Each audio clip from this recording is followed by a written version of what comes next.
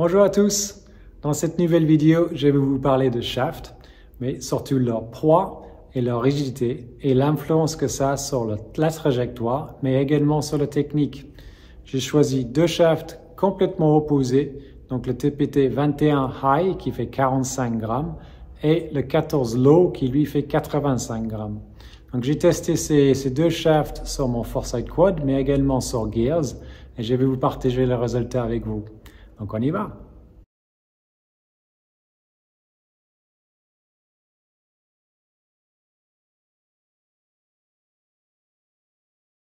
Donc voici les résultats de ce test. Donc la première chose qu'on va voir, c'est tout de suite la vitesse de balle, donc qui est plus important avec les shafts plus légers. Ça, on va voir un peu pourquoi un peu plus loin. L'angle de décollage est plus haut, ce qui est plutôt logique aussi, dans le sens où celui-ci il est beaucoup plus souple, donc logiquement on va avoir un peu plus de déflexion. Et du coup, vu qu'elle est plus haute, il y a plus de spin.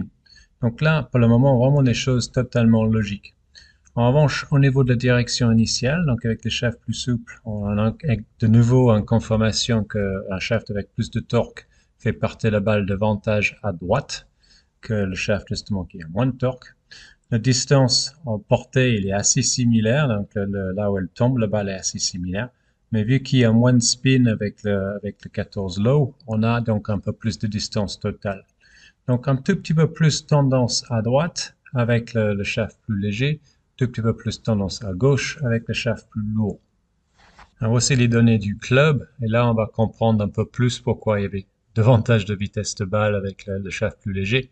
Donc simplement, c'est que je suis arrivé à la swinger plus vite, donc quasiment 3 miles de plus de vitesse de club avec le shaft plus léger. On constate également que le dynamic loft était plus élevé, d'où la balle plus haute avec plus de spin. Il y a également le lie qui était un peu plus à plat, donc avec ce shaft plus souple, donc davantage de drop. Ça, on va voir un peu plus sur Gears.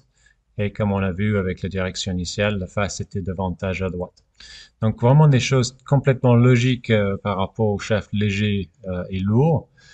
Toujours intéressant de voir que la face elle est influencée par cette rigidité, donc le faire en sorte que la balle parte davantage à droite, mais aussi comment la capacité du joueur, dans l'occurrence moi, pouvait bouger le shaft plus ou moins vite, plus ou moins lentement. Donc avec le shaft plus léger, très clairement plus facile. Donc voilà sur le système Gears, donc mes deux avatars, donc avec le shaft léger donc à gauche et le shaft lourd à droite. Donc, ce que je vais faire, c'est que je vais surimposer les deux joueurs. Donc là, du coup, je vais pouvoir vous montrer exactement ce qui se passe avec le shaft au même moment dans le swing. Donc ça, on va commencer déjà dans cette position ici, donc dans le takeaway, avec le shaft léger. Vous pouvez constater vraiment que ça déforme énormément ici. J'ai une déflexion positive de 74 mm. Même dans cette zone-là, c'était jusque 100 mm. Donc on a vraiment la poids de la tête qui est en train de déformer ce shaft léger et souple. J'ai fait la même chose pour le shaft lourd.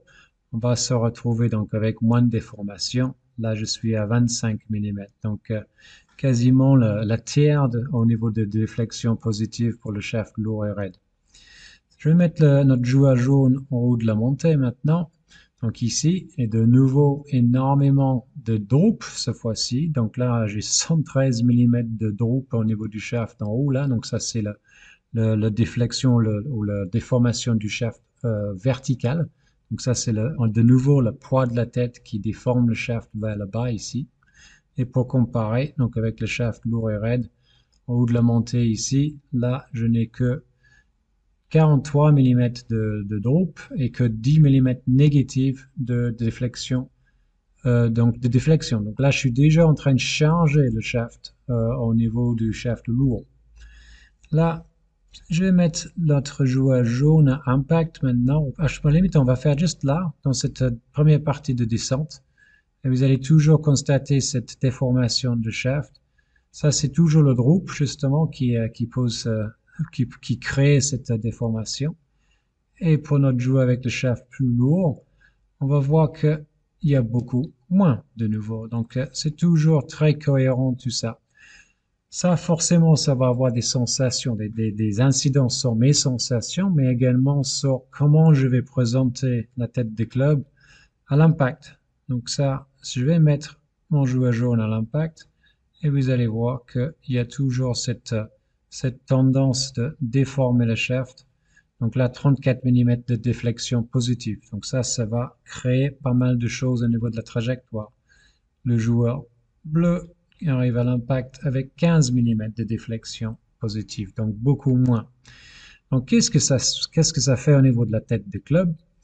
C'est là, on va voir ici que le loft à l'impact avec le shaft léger et souple maintenant est de 16 degrés. Et ça crée également un angle d'attaque qui était plus montant. Donc là, je suis 6 degrés et demi montant au niveau de l'angle d'attaque. Donc 16, 6 et demi. Si je regarde pour le joueur bleu ou le shaft lourd, là, à l'impact, je suis à 11 degrés et l'angle d'attaque, il est 4 degrés et demi montant.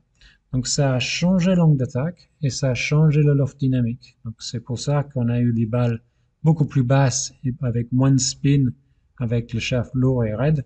C'est juste qu'il y a moins de loft dynamique, justement. Donc, le spin loft qui est plus réduite et donc moins de spin. On a également, si on regarde un peu ce qui se passe au niveau de la torsion du shaft, donc je vais descendre de nouveau ici. Donc, le twist, ça c'est la torsion. Et donc, moins 1,67, ça voudrait dire que le shaft est en train de se tordre vers l'objectif. Donc, c'est pour ça qu'avec le shaft le plus lourd et plus raide, c'était plus facile à refermer. Avec le shaft donc léger et souple, on était à 0, donc voire même légèrement positif, donc plus ouvert. Donc c'est pour ça qu'on avait des balles qui étaient plus à droite avec le shaft léger souple, qui a plus de torque. Donc plein de choses assez intéressantes à voir avec ces deux shafts. Le swing est resté relativement similaire, les sensations en revanche pas du tout la même évidemment, et le shaft a bougé de façon complètement différente, qui a créé plus de loft dynamique pour le plus léger, moins de spin et moins de loft dynamique pour le plus lourd.